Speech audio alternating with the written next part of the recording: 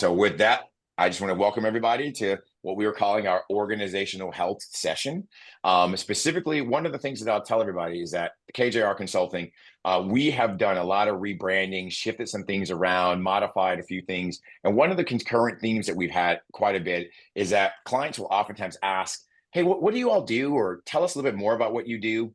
And so the interesting thing is we had some recent experiences where people were saying things like, we're not exactly sure what you all do in some areas, or maybe they, as I said in the video invite, they inform us that they brought partners in to do work that we do, and we've been fully immersed in trust building and things like that.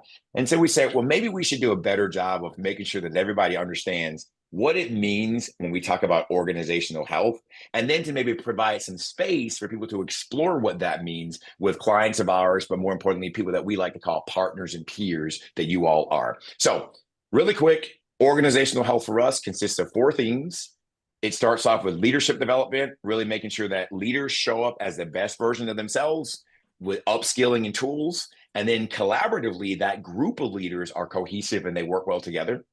The second part of the conversation would be that team sets direction in the organization. So it's clarity and alignment. Teams know, well, where the leaders are taking us to, how we're supposed to get there. And most importantly, individuals want to know what role they play in getting that work there. Our third bucket of work is what we call diversity, equity, inclusion, and belonging and org culture. And we marry them together with the notion being it's all about making sure that we create spaces where every employee can see themselves showing up as their true selves. They have a strong sense of belonging and they thrive, because when that happens, people bring their best versions of themselves to work. Innovation, ideas, productivity are high. And at the end of the day, the org you're here representing thrives. And so we challenge orgs to not get lost in the identity-based conversation, although that's a crucial part of the conversation, and really think about how it ties to the broader work that we're doing, because that connects us to people who may be opponents to the work, not realizing the impact. So the last piece of the work then is, well, sometimes people need more than that. They may need actual learning opportunities. And that's where our learning and productivity last bucket comes in. And that's training. What are the resources we need? So those are the 4 buckets. And I would put on your radar, not that this is a sales conversation. If you're looking for something in those buckets, that's what we do. But today we felt like it made sense to start our discussion with the number one piece of that: leadership development. What does it mean? How do we work? And so what I did was I actually sought out 2 of our partners that we work with quite a bit, and they both are bringing very different perspectives to the conversation of leadership, but also alignment, and we know it's crucial. And so I have David Sutherland and Kenita Stripsima, who are both on the line with me, and I wanted to have them introduce themselves, and then we're going to hop right into a discussion, but also ask you to engage with us in the discussion around leadership. And what is this all about? So maybe, Kenita, you can start us off if you don't mind. We can ask you to quickly introduce yourself. Tell the team about yourself. Great, will do. Thank you so much for the opportunity. Can you hear me? Is my mic working okay? We got Awesome. you loud and Thank clear, you. my friend. Thank you. Well, my name is Kenita Scripsma, and I'm actually the founder and CEO of Seema Global Consulting. And I'm a partner with KJR, and I've been with them for probably about 3.5 years now, and super excited and love what they're doing with this initiative through KJR at the moment to help folks really appreciate and understand what's going on there. So my work tends to focus around leadership development, cultural education as a DEIB practitioner, and I'm a transformational coach. I am a Gallup certified strengths coach. And those are some things that are really, really crucial from a leadership standpoint. So I am also what's called third culture. I was born in India. I grew up in Canada, and then met and married my husband, and we've lived in the US for the past, for about 28 plus years. And then we relocated to India a few years ago. And I work fully remotely for KJR and absolutely blessed by the opportunity. So with the experience that we have in our leadership work, we've developed different things around coaching individuals with a really strong focus of understanding culture. And we'll talk a little bit more about that throughout this time. Thanks, Kenya. Awesome, Kenita. Thank you so much. And David, I'm gonna actually spotlight you, my friend. You willing to share a little bit about yourself?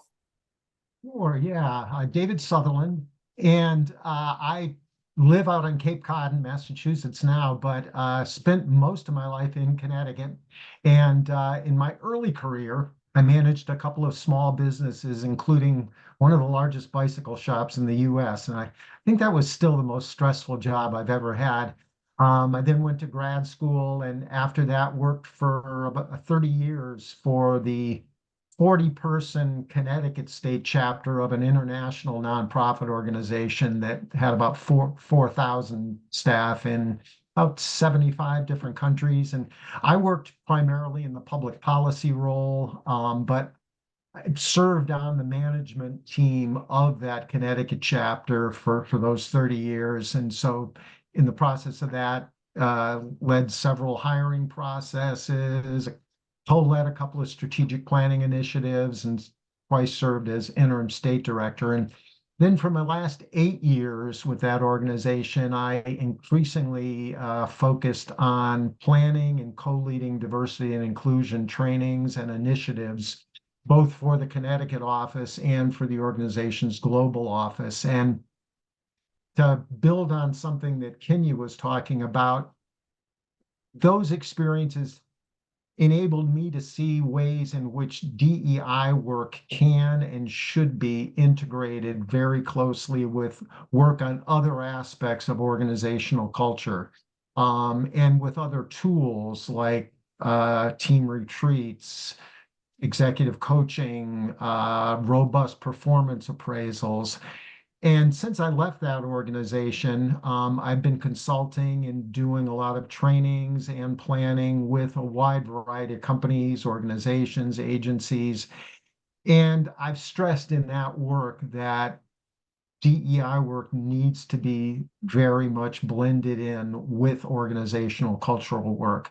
Um, I'd also, just as I refer to myself as a trainer and facilitator and planner, I always add in the word learner, because I'm still got a lot to learn. I'm still learning a lot, and every time I'm with my KJR colleagues, I learn something. So I'm really grateful for the opportunity to work with them.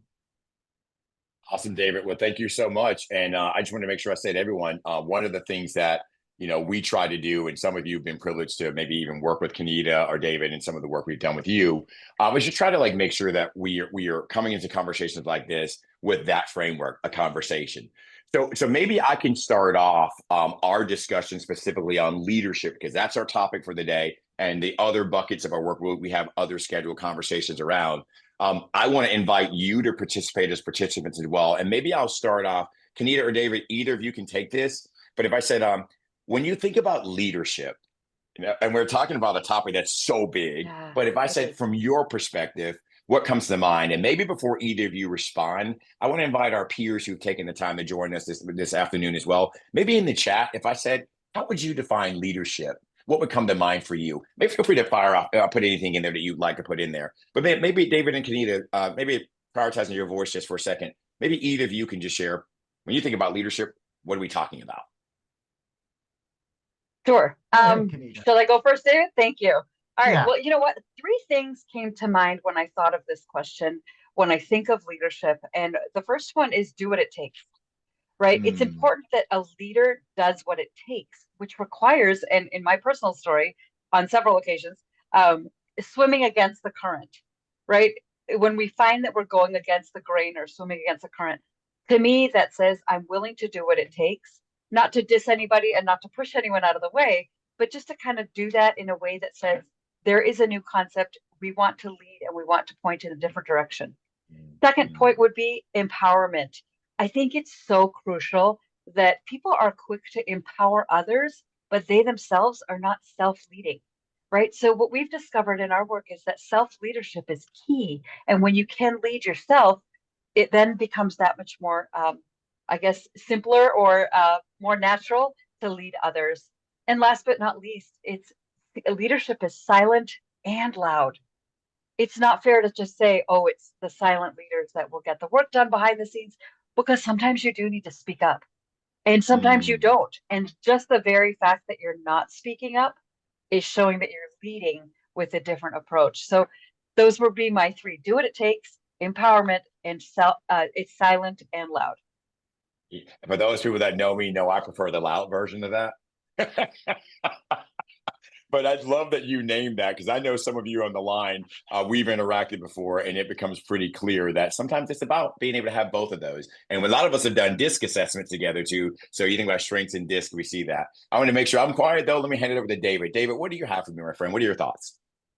Yeah, I travel in circles that have used the term servant leadership a lot. I think it goes back to the early 70s when Robert Greenleaf, I think, first coined that phrase, and other people have expounded upon it. But I've noticed in the chat a few people are using the same word that Kanita used that for me resonates more and challenging to me more, and that's the word empowerment.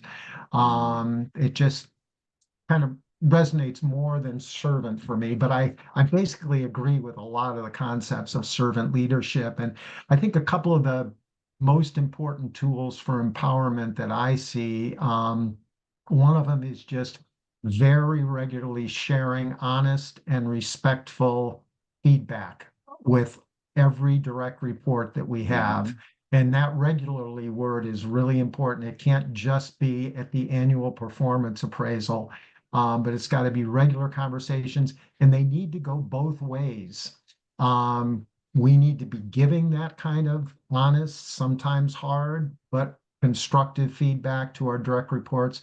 We also need to be inviting it. I was lucky enough to have a boss who really insisted on that. And the first time she asked me, how am I doing in my role here? And it wasn't going well. And I wanted to give her a 30-second answer. And after I did, she said, no, let's start over again. How am I doing?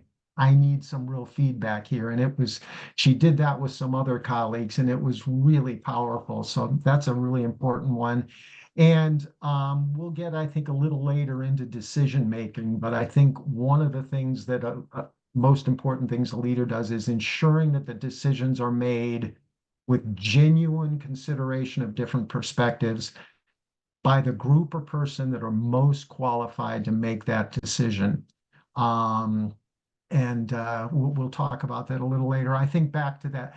There's that energy company, AES, and I haven't kept up with them the last 5 or 6 years, but spent some time with them a decade or so ago. And their CEO of one of their plants in Connecticut just said his goal was to make 2, maybe 3 decisions a year. And otherwise, he wanted his reports to be making the decisions. And if the decisions turned out wrong, what can we learn? How can I help you? What can we do? So. Wow, powerful, powerful, powerful. It's so funny. I don't know, and I don't want to get us lost in themes here, but I think about my head went to parenting on that last piece for a second. I don't know about any of you, but I wish I didn't have to make some decisions that I have to make with the kids. And then sometimes you're like, I need to make all the decisions. But I love that you said that. Can you imagine sitting in the seat? And I would almost just ask you to think about yourselves as leaders. Hey, I only want to make 2 to 3 decisions a year. It brings to my mind, like, which ones would they be? And then on the flip side of it, which ones would I actually really want to be involved with in certain ways? So good stuff. And thank you all for actually, putting information in the chat. The word adaptable came to mind, and I saw in David, I apologize if we removed the spotlight on here, but the idea of looking at things from these different perspectives are really huge here.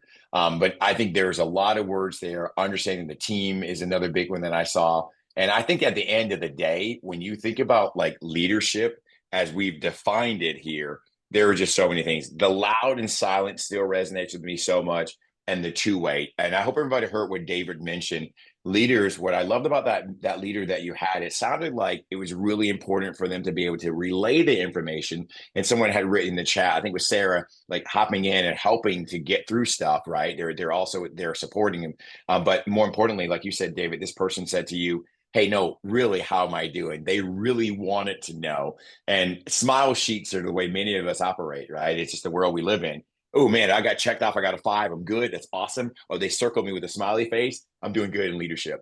But those, like Kanita said, that self-lead want to also know when crap's not going right, and everybody around you knows it's not going right. Well, it doesn't help you to think that you think it's right. So let's move on to a second piece that I wanted to ask about, which is naturally characteristics. So we started to hear a few things that leaders do, and in the chat you actually shared those.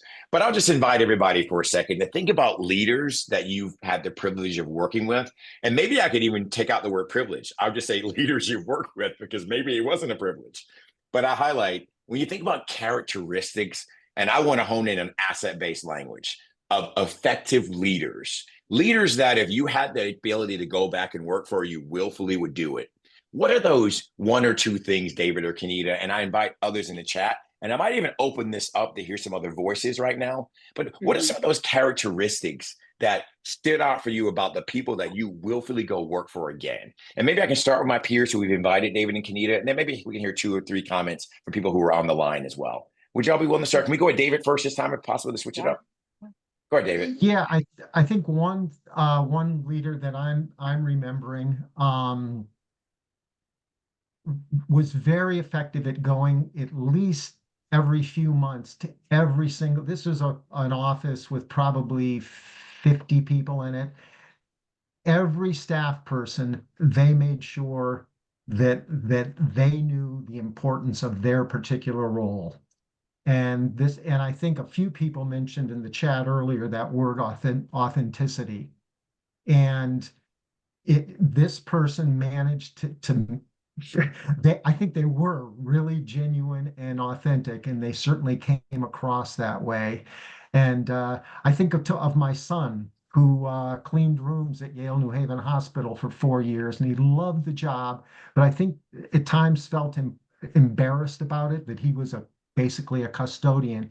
But his boss would periodically be saying to their crew, "We are doing life and death work. We are there as much contributing to the survival of our patients as any of the doctors and nurses." And I think it's that making sure that every staff member knows what their role is, and a leader plays an important part in conveying that.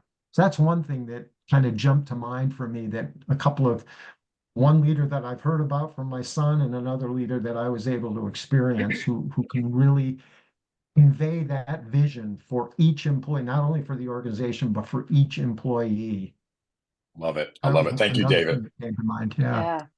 Awesome. And Kenita, what do you have? What thoughts come to mind for you? And then I just want to queue up anybody else. I've got time for maybe 3 comments. If anybody wants to just use the raise your hand button, love to hear from each other. Go ahead, Kenita, please. Yeah, thanks. I think, integrity, we say that a lot, but what does it really mean? And it means that the person is the same, whether they're around their audience or employees or workmates, and they're that same character, right? That good character continues with them in their personal environments or outside of their role, their paycheck place, so to speak. And I think, so one of the things that I've noticed is, I remember a leader that I had in my life several years ago, and to this day, his integrity is top notch, right? He has been consistent. And I think then consistency also comes into that place of saying that whether you're making mistakes, then you're honest about it and you're being consistent, but you're also consistently being intentional about who you are and how you're leading yourself, but then also your organization. So yeah, I threw a few words in there, but I would say integrity, consistency, intentionality, qualities like that would be really crucial. Huge. Thank you, my friend. I appreciate you. I'm going to remove the spotlight. The floor is open. Anybody want to throw anything in also? Any other characteristics? Feel free to do the hand raise. I'll spotlight you. Or if you just want to open it up and let us hear your voice, just want to make space. We have some things in the chat, but I always like interacting and making this a real discussion. So anybody willing to share? I'm going to put it out there. And I know there are some teams on the call. I'm wondering if Lynn could just talk a little bit more about what you mean by transparency, flesh that out a little more, or examples or challenges with that. You want to do that for us, Lynn?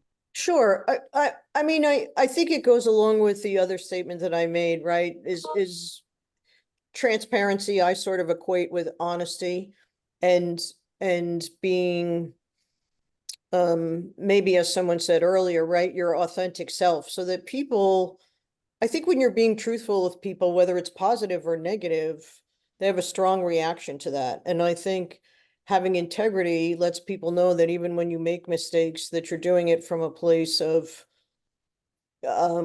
truthfulness and honesty, right? Or at least that's where it started.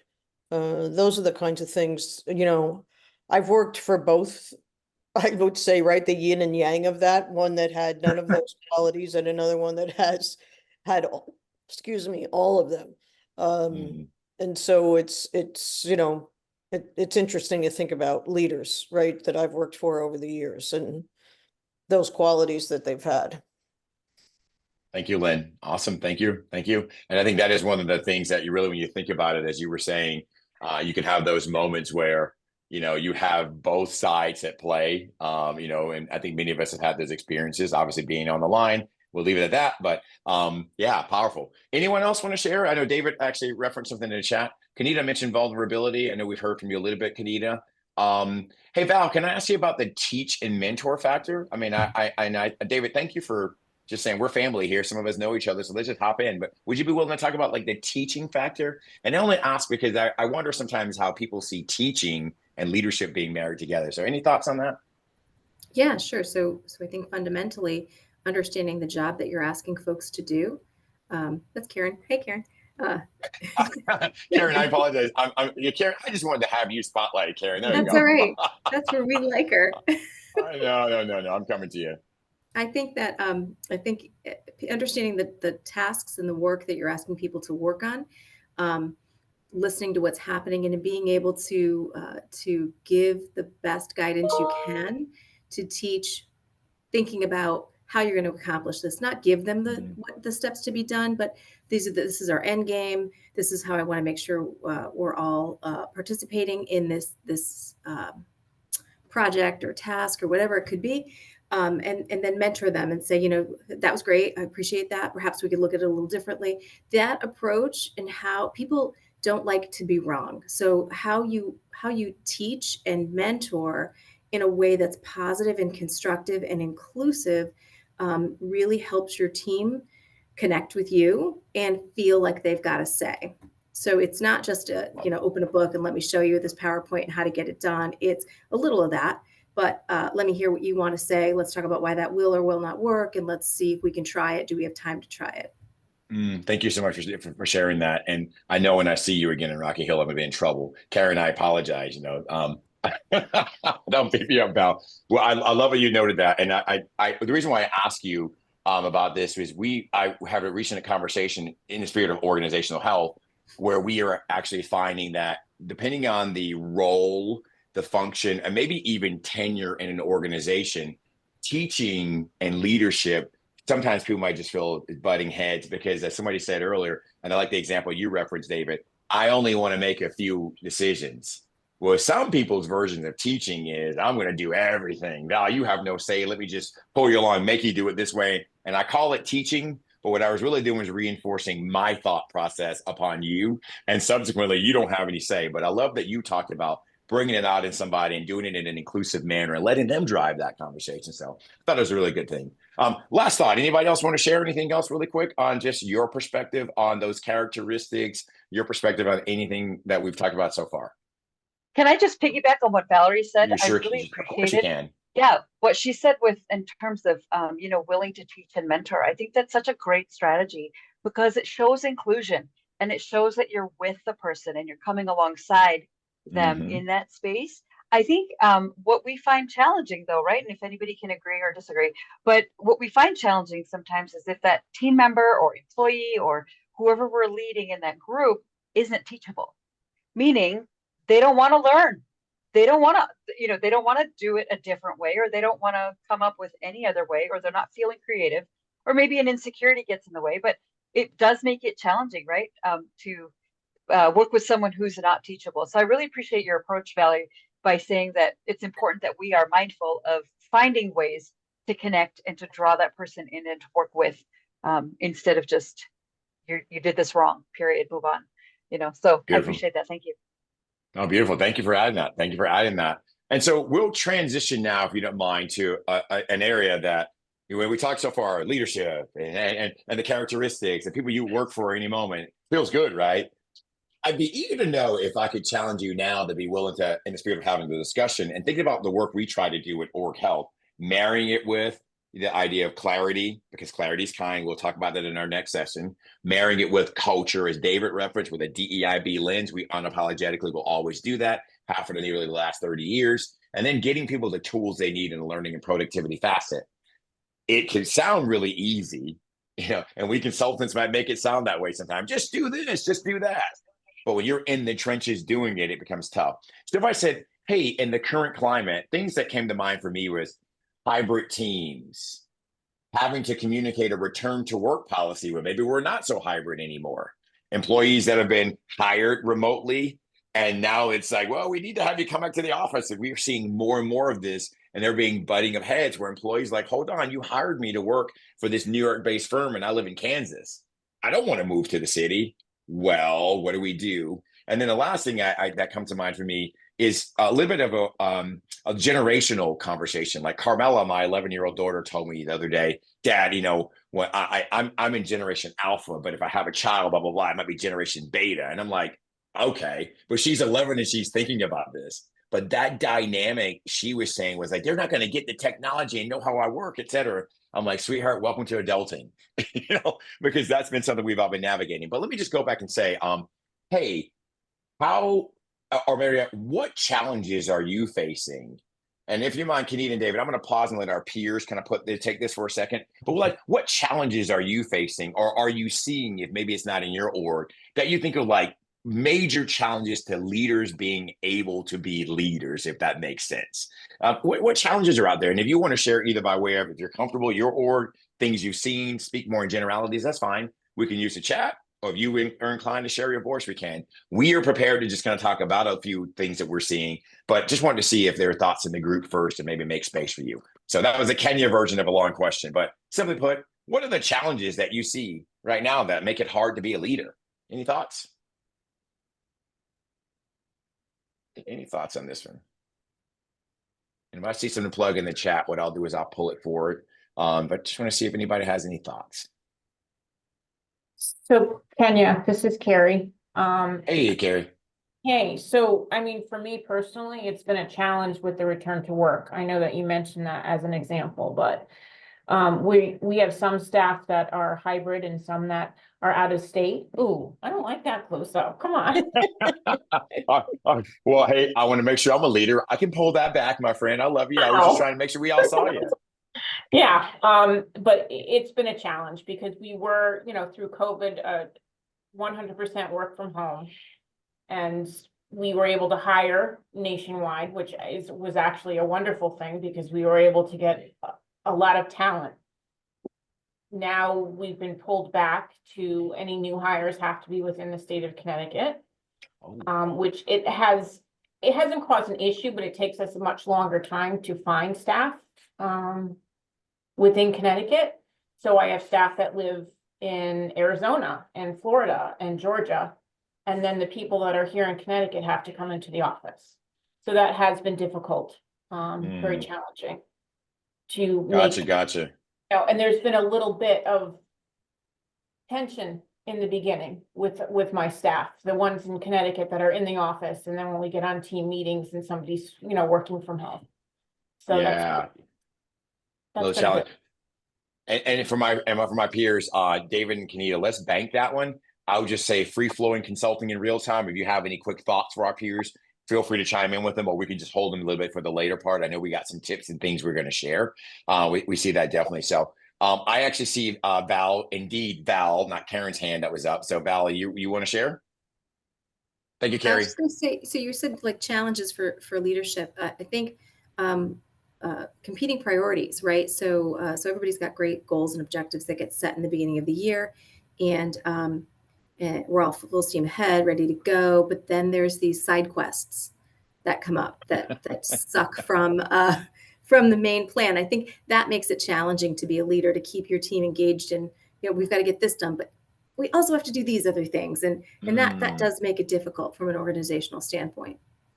Yeah, I love it. And not loving the problem for you, but just naming that you're recognizing it. And I think we have to borrow that term, by the way. David said earlier, we always in learning mode, side quest. I like to say there's a new mission, which is not where we're heading, but we're going to go over here. But I still need you to keep moving on that project too. So Val, thank you for sharing that. Carlene noted micromanaging can be tough, lack of time and resources. And I know depending on the type of org you're in, the nonprofit realm, I mean, we never have the unlimited budget. No one really does, but sometimes being strapped for that would be tough. Carlene, I don't know if you want to put any voice to anything that you typed. Sure. I will say I am not micromanaged by my supervisor now, which is great. Right. That's the right thing to say, by the way, especially in this one. Especially with Seema on the call. No, I'm just kidding. You know what I'm saying? I came from right out of college. I went into the public schools. So I was a teacher for a few years, and some principals were very relaxed and didn't do a ton unless you needed them, and others were kind of always in your face. And so I think that it was really hard to grow and learn how to be a leader when someone was either constantly telling you what you were doing wrong without positive feedback, or just micromanaging your every move. You always were kind of like walking on eggshells. And then obviously the nonprofit sector, I think there's consistently a lack of time, lack of monetary resources, but if you have a great team, you can make it work. But I do find that when you're constantly trying to like get the next thing done, there's not a lot of time to really learn how to be a leader or learn from your peers what you're doing wrong, what you could do better, what you're really great at, and have some of those dedicated conversations. I think it was David earlier mentioned asking for feedback. And when you're like, well, we have all of these things that need to get done, that is going to take a back burner. And that's not great, because it really should be a priority. So it was just one of the things that I've noticed that's can be a little bit of a struggle to where do you find the time to be able to do something like that? Yeah, that's powerful. And I think that that piece you referenced, something that you said to me that really stood out was the idea that maybe, just maybe, someone is deciding that the workload is more important than getting feedback. I bring us back to Kenita's point about I have to be self-leading and realizing that my team is going to start to fall apart if I don't do the things like, how do you feel? So going back to David's example, no, really, how am I doing? And maybe, just maybe, being able to support you, Carlene, would be in a better scenario here of, hey, you know what? I realize we're all swamped right now, and I really appreciate what you're doing. I do want to make it known that although we're in the race, I want to pause and find space for us to, at the end of this race, have some conversation. I don't know about you, but that small thing might make me feel like, okay, you see that we're all challenged, and we're going to make space to figure out what we learned from this process. Maybe right now we're so engulfed in the work that now's not the time, without losing the momentum we have. But I think when side quests and things start coming in, I hope you heard that, Val. I borrowed it now. When side quest comes in and stuff like that, it makes it hard, because now you're like, well, where do I go? So I am hopeful, Carlene, that in your spirit of sharing that, we can all just be thinking about those moments where we know somebody above us, kind of going back to Lynn's point in the chat. I probably should be saying no, but maybe there's a forum where I can't. Somebody above us is making these asks, and my team is swamped. Well, how do I really get them to know that I see you? I appreciate it. Let's knock this out. And then maybe, and if morale stays high during tough times, sometimes people don't even realize that they were in the grind, because morale was high and we were all fighting the common enemy of whatever our organization's about. The downside to that is when a leader takes advantage of that. You know what I mean? Because I know you're amazing and you're a high achiever on your own. I'm going to assign you all the work. And now you're the one in there spiraling, and I'm going golfing. You know what I mean? That's where it gets ugly. And I think people start to get frustrated. And then it starts to roll back to even what Val was saying about, well, you're in the office, I'm not in the office. Different conversation, but it starts to feel that way. And I got a tip for a tidbit on that piece too. David and Kenita, we had three things that were thrown out, right? So in office versus out of office, or like those that may have to work in the office, some that don't, competing priorities, the idea of, being on eggshells because you get a micromanager, but somebody who's not realizing that we need to be able to have some conversations around feedback. I'll get off my tangent. I would love to see if either of you have any thoughts. And I also would just see that there are some additional thoughts in the chat too. Not being able to say no. And then the idea when people have to adjust, to meeting the needs of the people that they're leading from a style-based dynamic. Maybe time for a comment from each of you, but either of you want to tackle any of those challenges or any nuggets you might want to throw out. I know we have some specific things we'll share, but I want to give you some voice to this.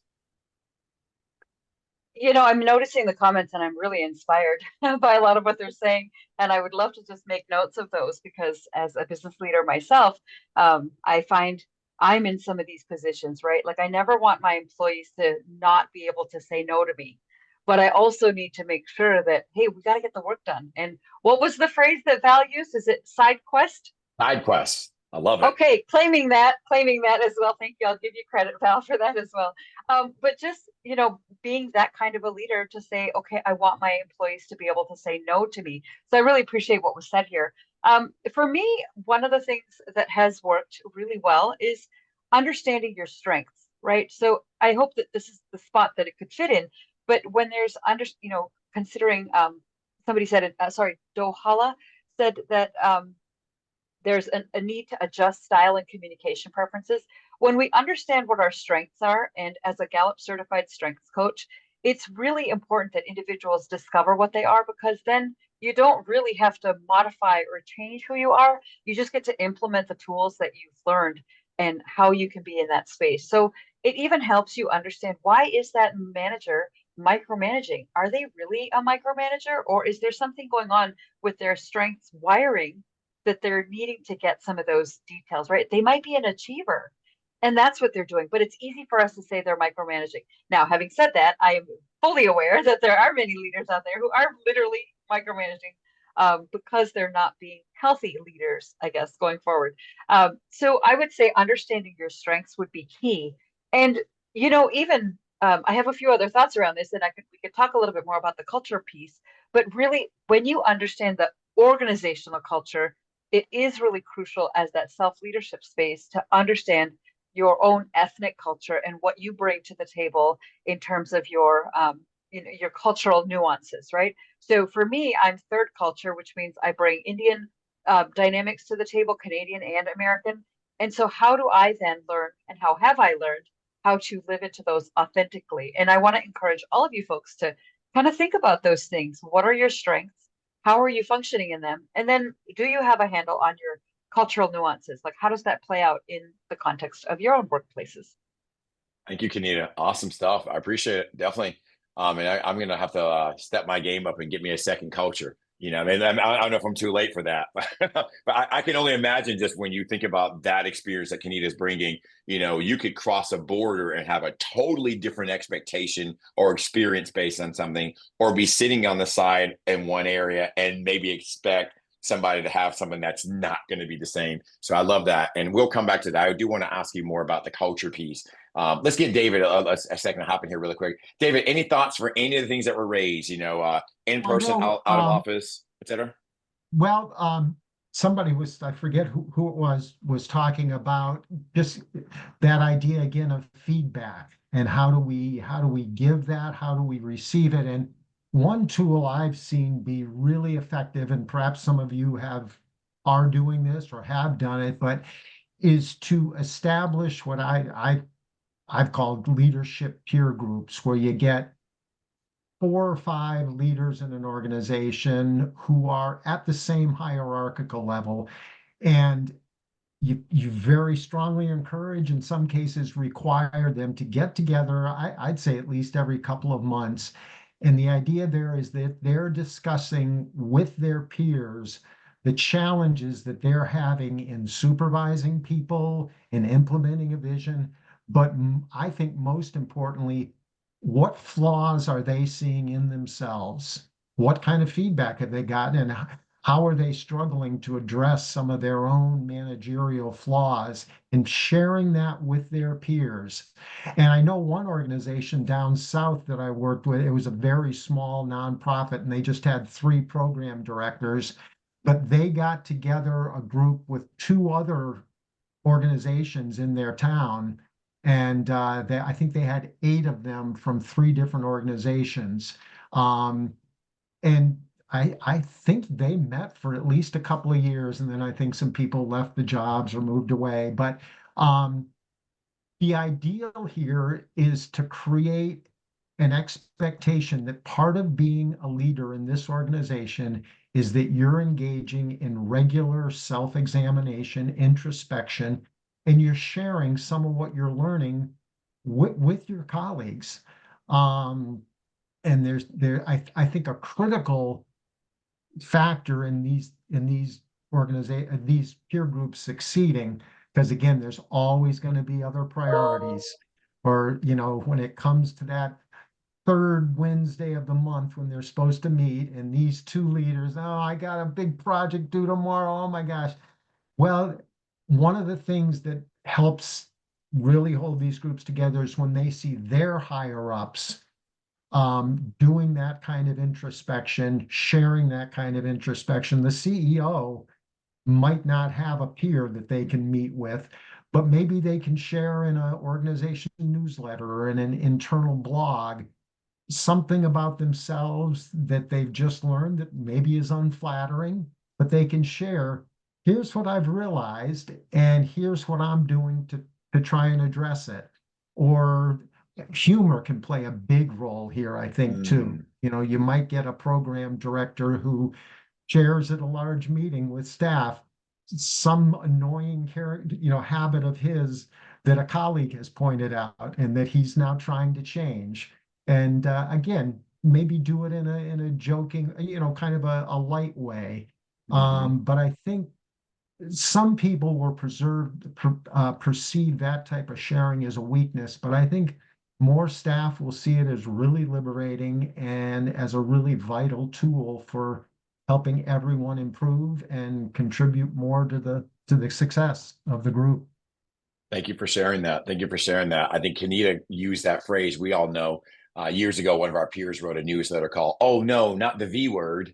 And the idea of that was, really naming that, when we think about vulnerability, it goes such a long way, and vulnerability sets the tone, because if you're willing to be it as a leader, you really set up everybody else's willingness to do it. And generally speaking, we say all it takes is for one person to not be willing to do that, and it drastically changes the culture that you have. I want to be cognizant of the time we have remaining, and I know there were Kenita wanted to talk a little bit more about culture, and then David and Kenita both had two other things they wanted to share, just as some tools we might walk away with. Wanted to give you a few things. I did just want to make sure before we do move, there was a question that was in the chat.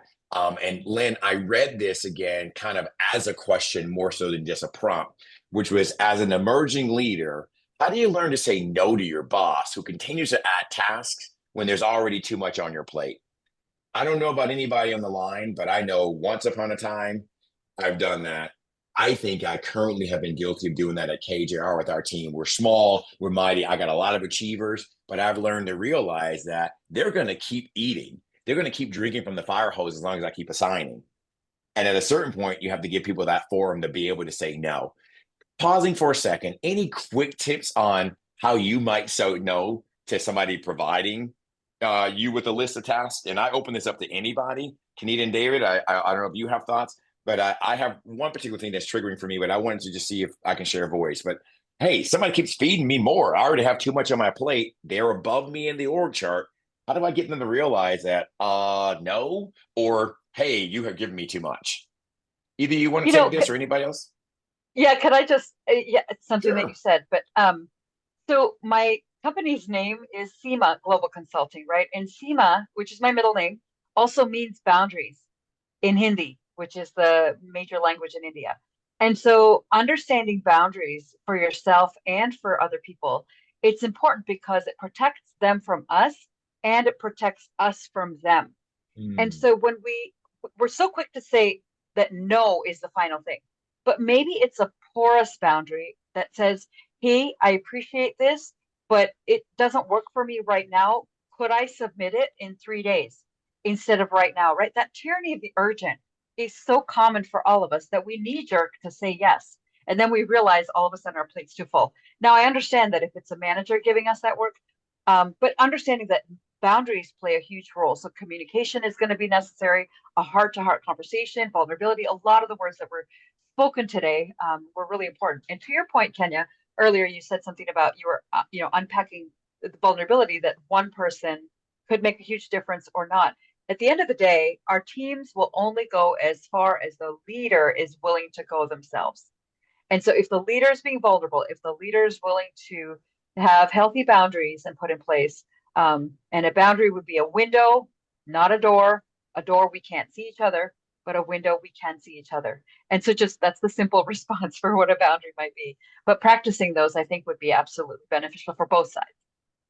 Love it. I love it. And I like that One you thing, said something. I know, David, I'm coming right to you, but you referenced while we talked about side quests being added.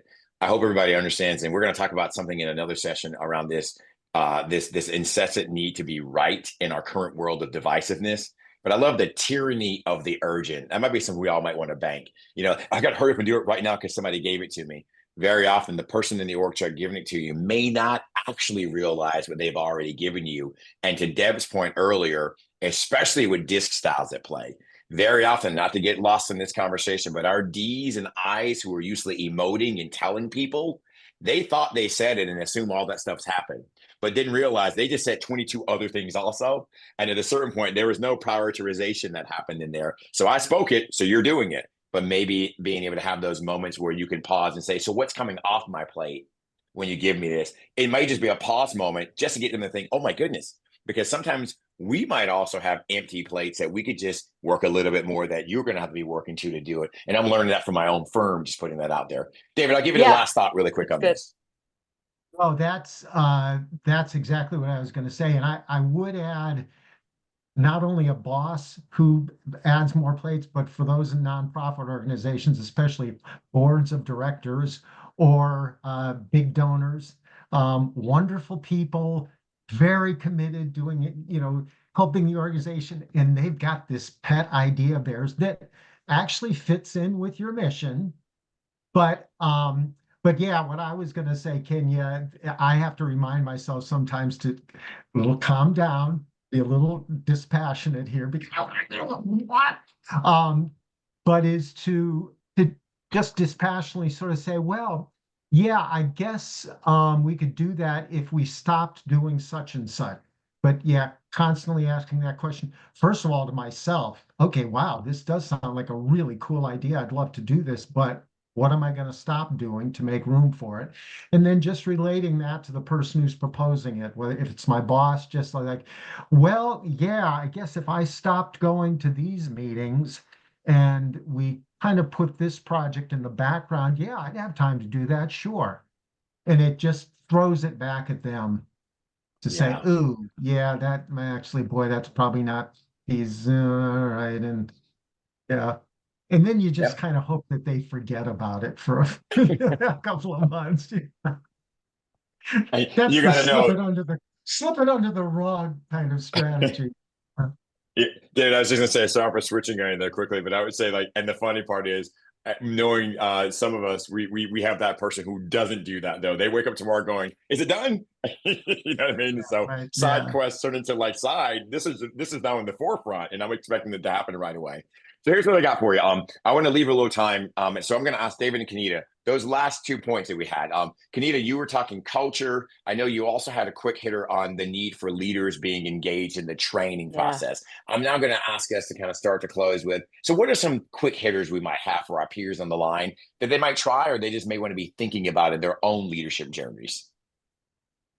Yeah, I would say in terms of culture, right? Understanding your own culture. And some might say, well, I don't have an ethnic culture. Yes, you do. It's basically some of the cultural norms that you had in your family or in your ethnic background, whatever your cultural background is. Really understand what that is because you're bringing your whole self to the workplace. And you might be thinking, oh, no, that's just for my private life, my social life. This is what I do. And it's like, no, it actually does impact who you are because you don't leave it at home. You carry it in your story. So, for example, how do you handle hospitality as an individual, right? That means you're making space for someone to be included into your space. And are you someone who enjoys hospitality? Are you someone who enjoys, and we're not just talking about food, but it's making room for people. So it comes under the inclusion umbrella as well. And maybe you're not able to do that in your workspace because you don't feel like it's a hospitable place. So understand that that's going to cause you a little stress.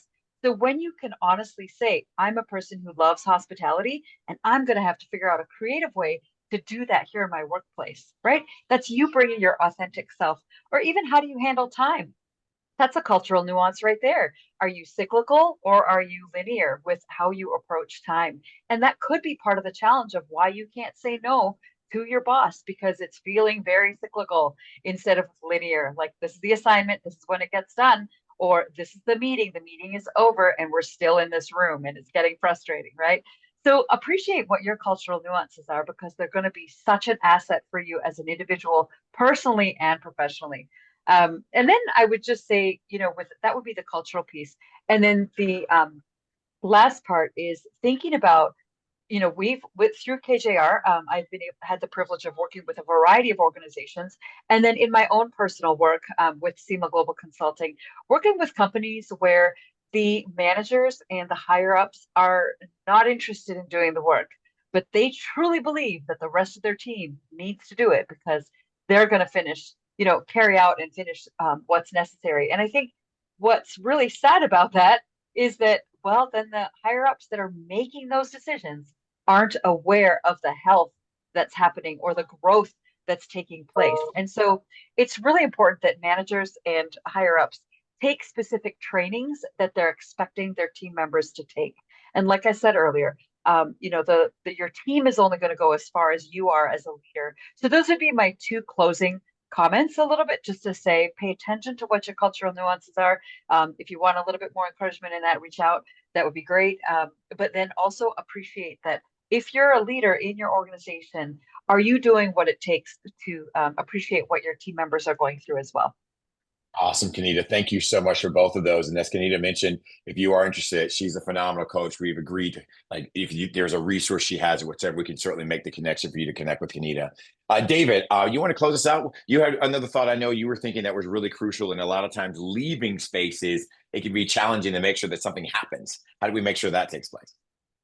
Yeah, one of the most common frustrations I hear from middle managers and what I'll call rank and file, staff is around decision making and how decisions are made, who's actually influencing them or making them, and why crucial staff don't always hear about the decisions. And another big frustration is the sense that we keep putting off making decisions. And so a practice that I've seen be a little burdensome, but very effective is for every management team meeting or leadership team meeting in an organization, an agenda gets sent out at least 24 hours in advance, and it includes for each agenda item, whether that item is just being brought up for an update or discussion, or whether a decision is going to be required. And if a decision is going to be required, 4 questions have to be addressed. Who's going to have the final say regarding the decision? What's the time frame or the deadline for making the decision? Who else who's not going to be at the meeting needs to be consulted, maybe a board member or someone else? And then who needs to be informed about it and who's going to communicate it? And the answers to those questions might not be included on the agenda, or they might be changed. The answer might get changed at the meeting, but the important discipline is to ensure that each one of those questions is discussed and decided on before you move on to the next agenda item. And I think a big advantage of this is that in some organizations, there's a perception, or in many cases, a reality, that the CEO or the executive director doesn't really trust anyone else to make decisions, and kind of, reverses those decisions sometimes afterwards, or they only trust one of their VPs to make decisions. And this kind of discipline gives that leader an opportunity and a challenge to go on the record with entrusting others to make those specific decisions. And so I've just seen this be a very effective tool. And at least in one organization I've worked with, after a year or so, they didn't feel like they needed to be quite this deliberate with it, but it had really become a habit for them, and they really stuck with that as a way of doing things. So Thank you, my friend. Well, hey, everybody. We tried to do something in an hour. We were like, hey, thinking, let's talk about leadership. One of the 4 principles of org health. I'm hopeful that we gave you some things to think about. One, hey, what does it mean Two, the idea of are there any challenges and character, or I should say characteristics that stand out? We all kind of aligned on this supporting and creating space for people to be able to find that empowerment that they're looking for. We got some tidbits and nuggets around some particular challenges we might have. And then the latter part was just some particular tools. So, right, remembering the culture you have, make sure that people are involved in the learning that's taking place, ensuring that there definitely are those moments where things like agendas can be leveraged. And as best as possible, remember to have that group that you can talk to make sure that you're continuing to develop yourself. It's a start for us. We wanted to kind of give you a little bit of a feel of how we do leadership development, but also how we engage. I want to be cognizant of the fact that you might have other things to get to. So we want to say thank you for joining us. On October 16th, we're going to have our second conversation, and that conversation is going to be around team clarity and alignment. Learning from today, we're going to bring in some nuggets around how can you actually do that? And we're going to have 3 peers join us for that conversation. David and Kenita, I thank you for everybody joining us. We appreciate you. And again, if you need help, we're here. But more importantly, if we need resources, we're always here to provide those as well. Thank you, everybody. Have a great time. And we appreciate you joining us. Take care. Bye-bye. Thank you, folks.